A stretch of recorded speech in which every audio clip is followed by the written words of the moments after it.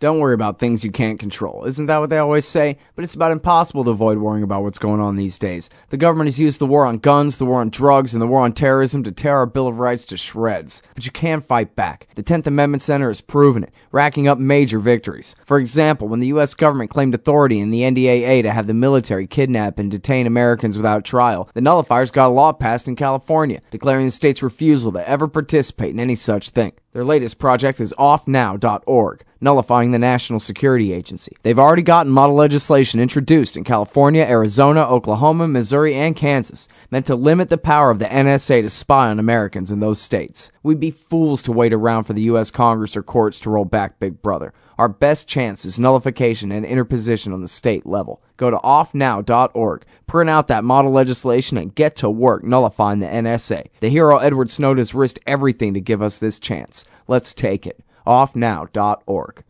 All right, y'all. Welcome back to the show.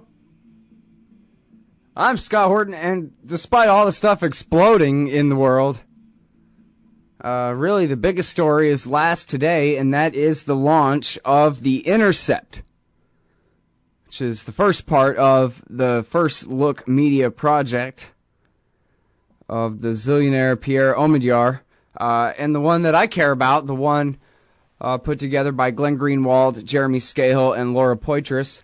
And on the line is Ryan Devereaux. He's one of the journalists on the very short list to start out with the Intercept.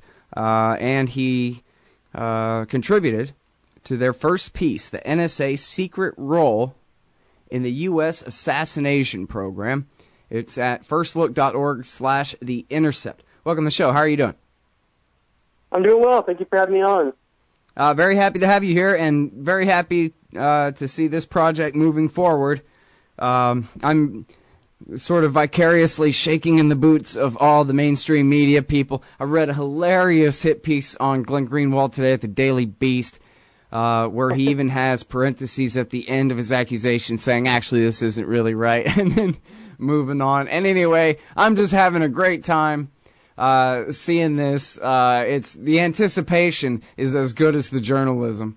It's a lot of fun. Thank you very much. We appreciate that. Thank you. Yeah, good deal. All right, so, and I have to add here how great it is that Marcy Wheeler is a part of this, and I would have been amazed and disappointed if they had not brought her on board. But that's how to make sure that all of your paragraphs are completely factually correct, is to have her look at them. If you ask me, she's sort of the ultimate check on what, especially these government documents, really say. As you well know, of course. Marcy's unreal. She's a machine. She can just crank out these articles every day. They're so detail-packed. It's a privilege, a real honor and privilege to be working with her. Yeah. She put aside her modesty, which she is very modest, but she put aside for just a moment the other day to list, here's some of the stuff that I got right that was later proved right about the NSA. These are not, this isn't just, great journalism she's done. These are all the things where she's saying, I bet we're going to later find out X, and then that's exactly what comes out later. And the list is 20 long, and it's all the highest caliber stuff, of course. This is incredible stuff. So anyway, congratulations. May you, live long outside of the walls of Guantanamo Bay Prison and prosper in your journalism. Great. So now, let's talk about this piece. It's the NSA's secret role in the U.S. Assassination Program. Tell us first about your sourcing for this piece. Well, so the story is really based on three separate sources. Of course, there are the documents that former NSA contractor Edward Snowden leaked last year that Glenn has been reporting on for the last 6-7 months or so.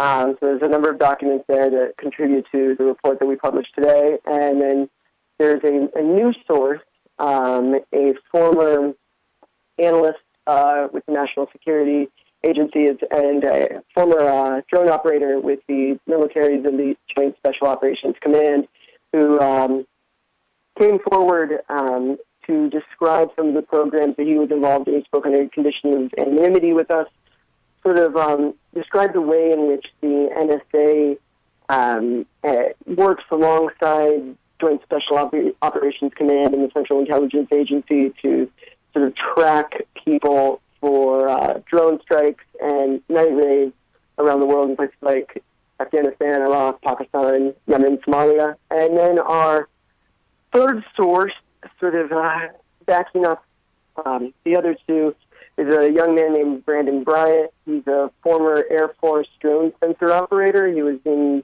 the Air Force for 6 years, beginning in 2005.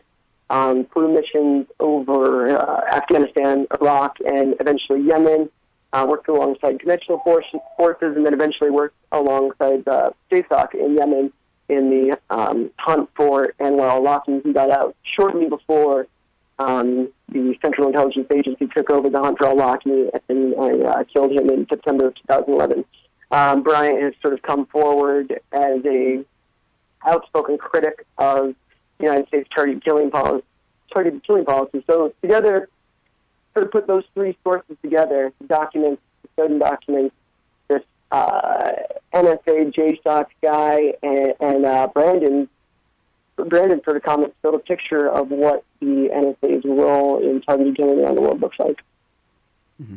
All right, now, so I'm really glad that I asked you that because I thought I had your three sources, but you've clarified, I believe, that other than the documents, your second source that you talked about there, the unnamed JSOC operator, that he himself was a former NSA, so he's both. Yes. So he was giving really you both sides of the picture. Is that correct? Exactly. Yeah, really unique source. And he can he sort of speaks to both sides of this sort of equation. Whereas with Brandon, I spent a good amount of time talking to Brandon, and he was very interesting because these programs are so compartmentalized. And Brandon, as the Air Force, what he called the stick monkey, basically the sensor operator is the guy who runs the cameras for a drone. So he like sort of shines the laser, if you will, on the target, and then someone else takes the shot.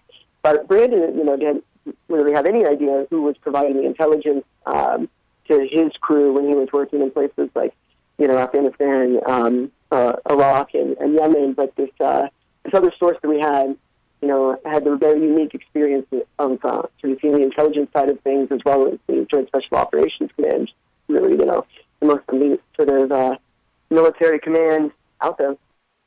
Mm-hmm. All right, so now the bottom line of the story really here is that there's a high demand for dead bodies at the hands of drone operators, so they got to come up with lists of people to kill, and the way that they come up with the list is what? Well, so what our story talks about is the way in which the National Security Agency has developed this technology for analyzing metadata and tracking cell phones, which basically allows them, with a sort of device that's on the bottom of a drone, to track a person's cell phone within 30 feet of their actual location. And what our source revealed, our NSA JSOC source revealed that was so disturbing about this technology is that he says that strikes are often taken when the sources of intelligence are only based on NSA electronic surveillance.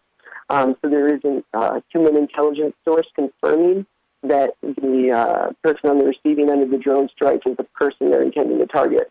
What he basically told us is that this technology confirms that you're shooting at the cell phone or the SIM card that you want. You don't know who is holding that cell phone or SIM card. And he said in some cases you might know that you got the target, but he participated in operations where the target was known to have been killed, but not the people surrounding him. So our sources' concerns are really that there's an over-reliance on this technology, and in the absence of human intelligence, the CIA and JSOC are launching missiles at people, sometimes without really knowing who they're firing them at. They're firing them at pieces of technology, which is obviously a concerning development, and something that people who follow targeted killing operations in places like Pakistan and Yemen have sort of believed was going on for a long time, but we've never had the confirmation with the level of detail that the source and the Snowden documents provided us. Mm-hmm.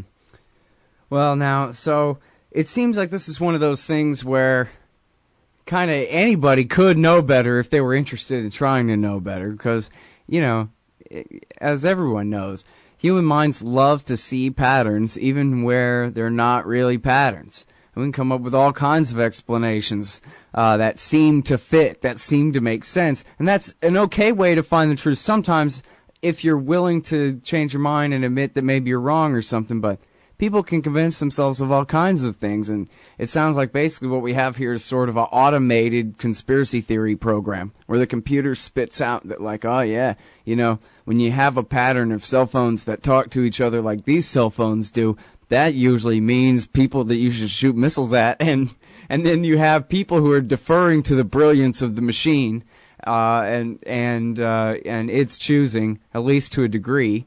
And so then the technology kind of makes it all clean. But nobody really, I think you talk about in the article here that after they kill people, then they go back at least some of the time. And the New York Times talked about this back a couple of years ago, and they do a posthumous review to see if maybe you were innocent. Not that that's going to do you much good at that point.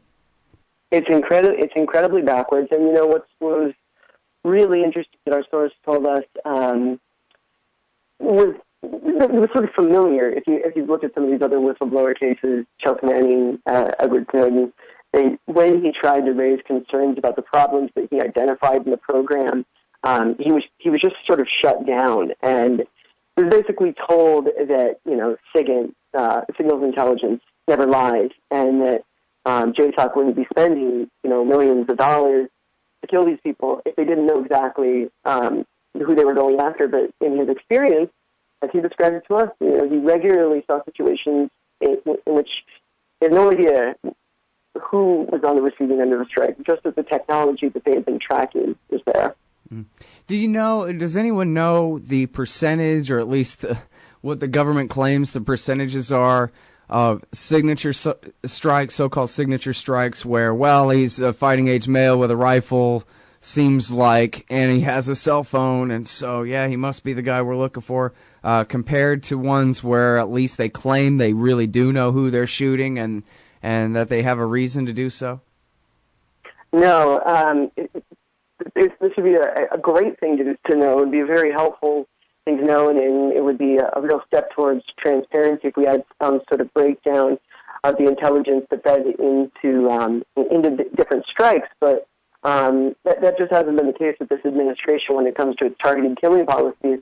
A few months back, the White House, these two reports came out, these big human rights reports, one from Human Rights Watch on strikes in Yemen and another one on strikes in Pakistan by Amnesty International. They were very detailed strikes. They came at the same time that the United Nations Special Rapporteur on human rights and counterterrorism was giving his preliminary findings in the investigation that he's doing on civilian casualties from drone strikes. All of these things 2 months ago, and this is sort of talked about in the piece that we wrote. This is how Brandon came to address the United Nations. There was this confluence of activity surrounding targeted killings. There were the reports, there was the United Nations preliminary findings, and at the time, the White House was under a lot of pressure to respond to these reports and these allegations of civilian casualties that have been really mounting for years. And what the White House said was that they maintain a list, a number. They have a number of civilian casualties that have resulted from U.S. drone strikes abroad. And that number is significantly lower than anything that has been publicly reported. All right, I'm sorry, you got to hold it right there. We'll be right back, everybody, with Ryan Devereaux from The Intercept. Firstlook.org/The Intercept. The NSA's secret role in the U.S. Assassination Program is the new piece, the first one.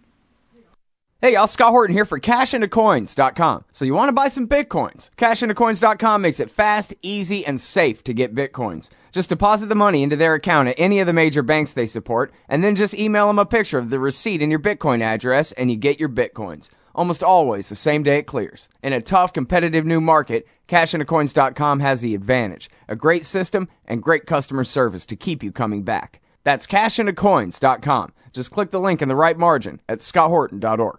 All right. Goddamn commercial interrupted. I'm talking with Ryan Devereaux. He's a contributor to the first piece by Jeremy Scahill and Glenn Greenwald at The Intercept. Brand new venture. Firstlook.org/The Intercept. and the headline is the NSA's secret role in the U.S. assassination program. And when the commercial interrupted, Ryan, you were explaining that the administration claims that the number of civilians killed in the drone wars is lower than tabulated by, I guess, the Bureau for Investigative Journalism or Human Rights Watch or even the New America Foundation. Is that correct? Exactly. They say that the number is significantly lower than anything that's publicly available, but they won't disclose what that number is because that would create a risk to national security. What's fascinating, though, is that at the time that they were saying this last year, it was sort of the same time that it would look like we might strike Syria over the chemical weapons attack. And at that time, the administration was relying heavily on the same sort of human rights organizations that it was discrediting to build a case for intervention in Syria.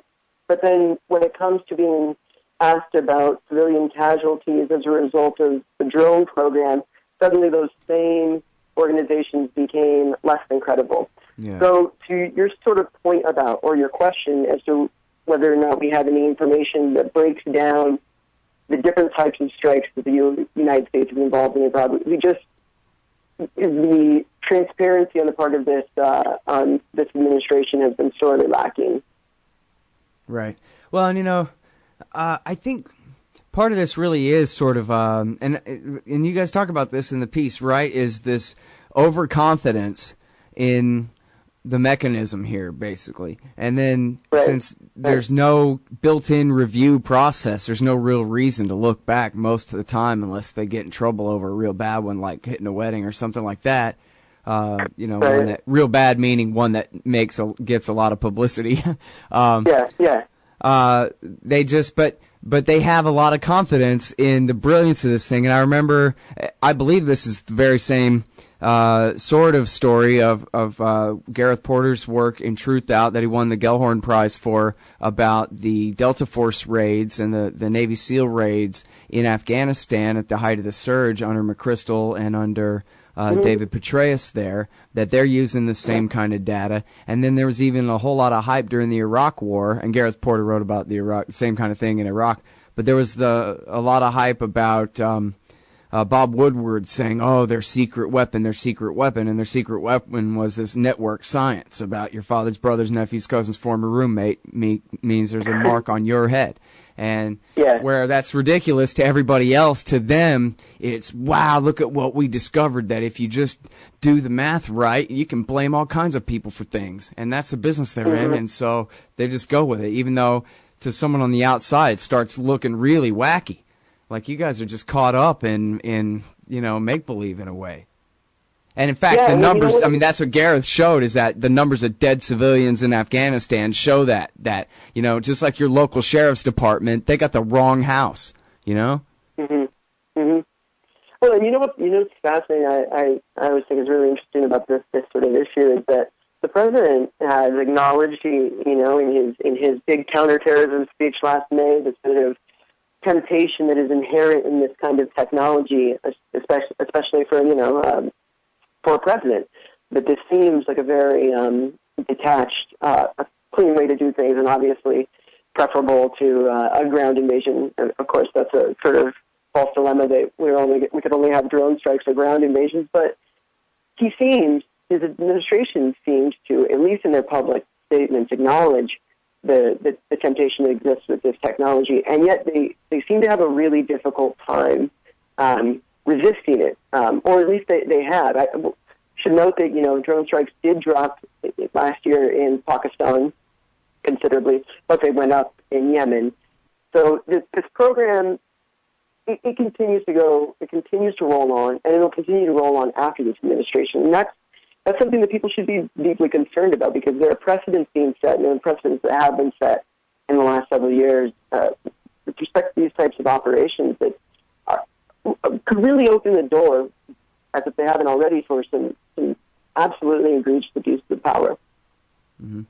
Yeah, well, I'll let you, if you would, please go into detail about shenanigans and Gilgamesh, but let's just say they seem to fit with this other news story that I saw today about this police chief from the Midwest somewhere, Dayton, Ohio, told the Washington Post, yeah, I want, he's saying airplanes, but could be drones or blimps or whatever, but ultimately implementing the Gorgon Stare, which is what they have been trying to implement, and they have different names for it, whatever, but total surveillance awareness over Afghanistan, that they want to bring these technologies here, and they'll always be able to point to a missing child or some other horrible thing as the justification for it, but we keep developing these kind of technologies, and we keep bringing them home.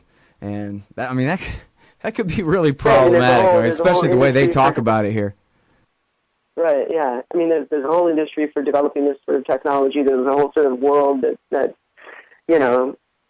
built around this sort of stuff that is, all about, creating, designing, selling, promoting this sort of technology. But the programs that you were referring to, Gilgamesh and Shenanigans, are these geolocation systems that the NSA uses.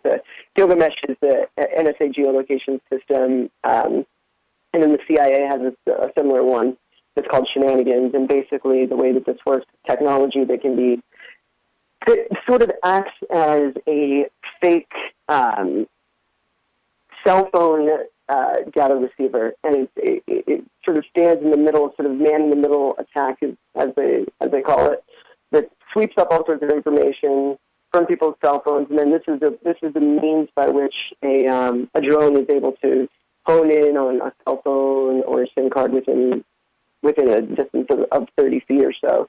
So it's really powerful technology, and of course what our source said, what he told us, is that in its implementation, during their sort of training with Gilgamesh, a point is reinforced to them, and that is that this is not a science, but this is an art. And that sort of told him that this is quite far from perfect, right? This isn't the kind of thing, these programs aren't always going to get you the person that you want. You have to kind of work with them and work around them.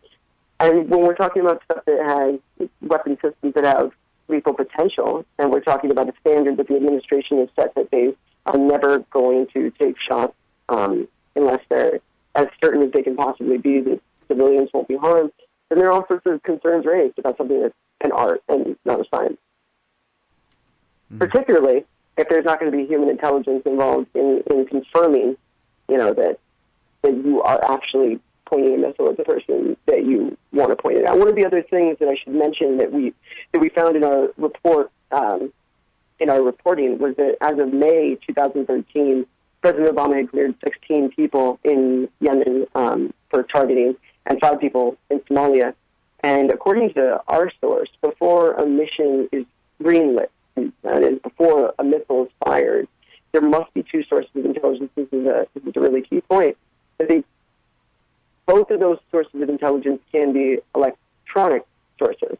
So there doesn't have to be human intelligence.